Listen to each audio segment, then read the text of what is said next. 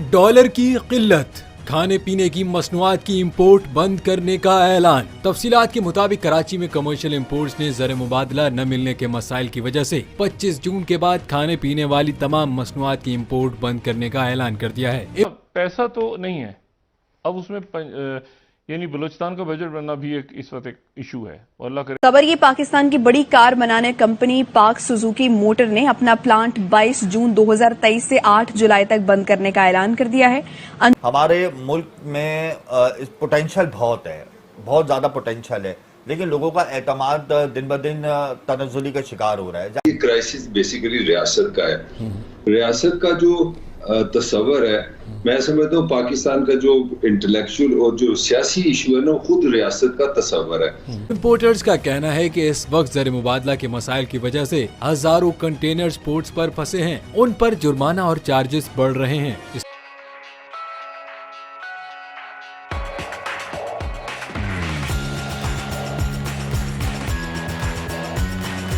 State bank ان کے لیے زر مبادلہ فراہم نہیں کر رہا۔ اگر یہی صورتحال برقرار رہی تو آنے والے دنوں میں کھانے پینے کی اشیاء کا بحران پیدا ہو جائے گا۔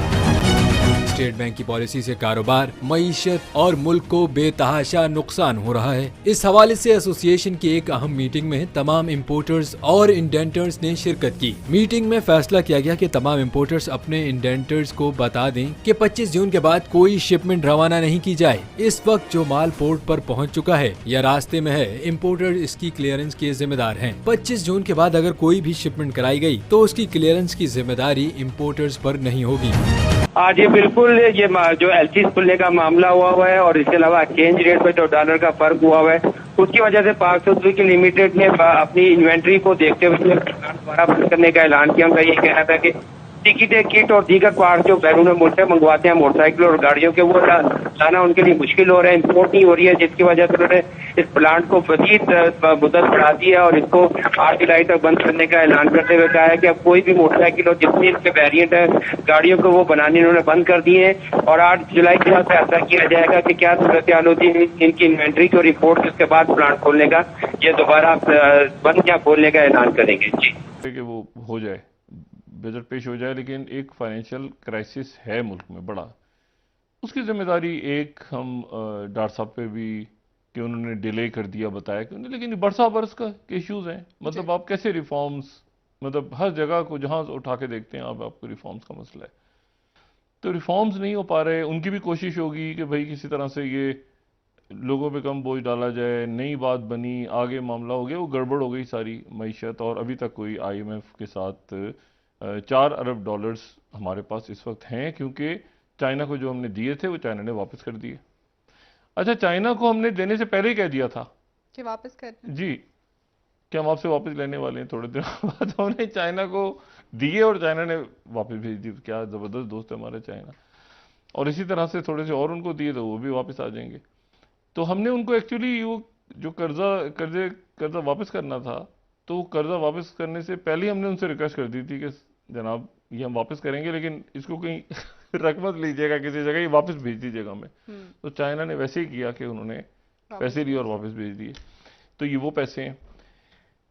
تو لیکن یہ ہے کہ یہ تو 1 مہینے کا یا 1 مہینے سے بھی کم کا شاید، جس میں آپ کا امپورٹ بل اور یہ سارا ہو سکتا ہے، اور یہ اگر معیشت ٹھیک نہیں ہوتی تو اب اس میں خاکم بدن ہم، مطلب ہے کہ ایک ٹیکنیکلی کوئی کہنے ڈیفالٹ کر گئے ہیں، کوئی نہیں کیا، کیا ہوا بہرحال، لیکن ایک معیشت ایسی ہے جو کہ آئی ایم ایف، ابھی تک آئی ایم ایف کی طرف سے کوئی سگنل نہیں آیا کہ وہ دوبارہ کوئی بجٹ پیش کیا جائے گا، وہ اس پہ خوش ہو جائیں گے یا کیا ان کی شرائط ہوں گی۔ رشیا کہہ رہا ہے کہ ہم نے جو تیل ہے وہ کسی ڈسکاؤنٹ پہ نہیں دیا، اور ظاہر ہے کہ بھی ریفائنریز میں وہ جائے گا آئل، اورل آئل، پھر کتنے میں پڑے گا لوگوں کو، وہ بھی ڈیٹیلز آنی ضروری ہیں سامنے۔ تو فوری طور پہ جو مسئلہ ہے، ایک تو معیشت کا مسئلہ ہے، دوسرا مسئلہ یہ ہے کہ یہ الیکشن کی صف بندی کس طرح سے کرتے ہیں، کیسے کرتے ہیں، اور اس میں جو ہے نا، اب دیکھیں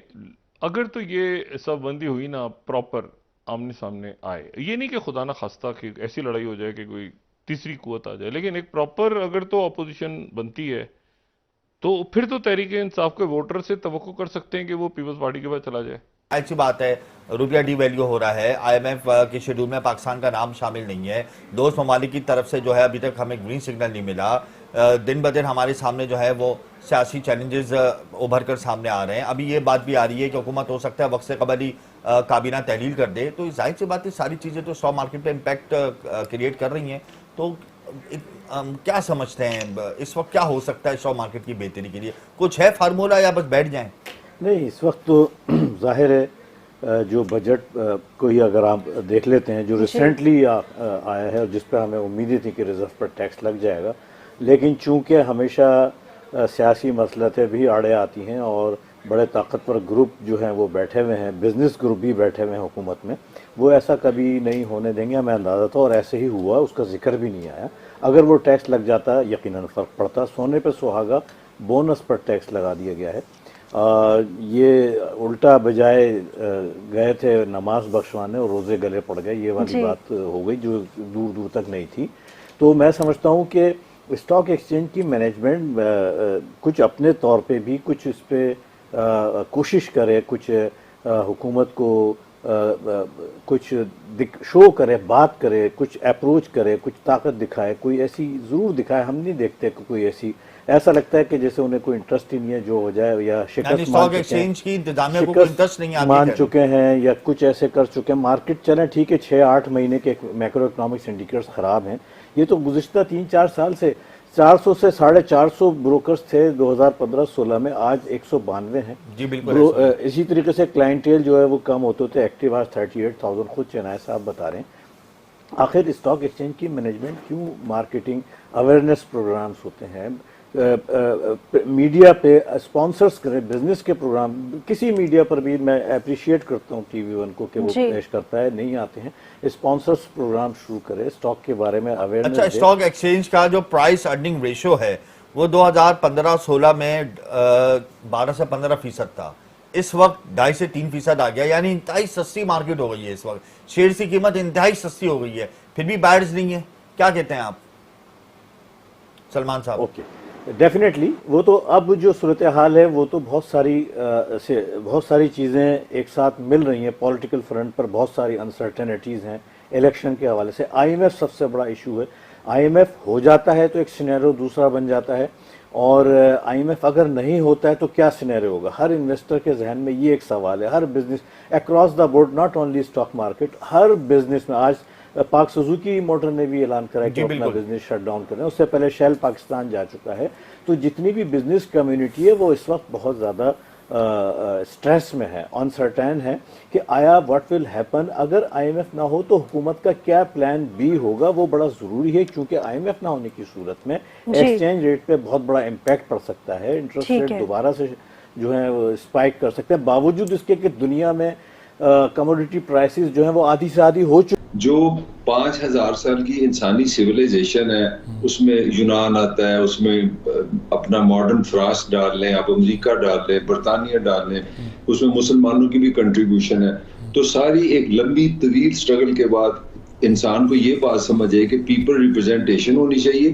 لوگ اپنے جو حکمران ہے وہ طاقت کی زور پہ, فوج کی زور پہ حکومت نہیں بنائیں گے, وہ لوگوں کی رائے سے حکومت بنے گی اور لوگ اس کے لیے پیسے دیں گے. پیسے دینے سے مراد ہے ٹیکس. تو جو ریاست ہوگی وہ لوگوں کی بہتری کے لیے ایک سروس پرووائڈر ہوگی, یہ ہوگی پہلی بات. اب پاکستان کی ریاست پہ آ جاتے ہیں.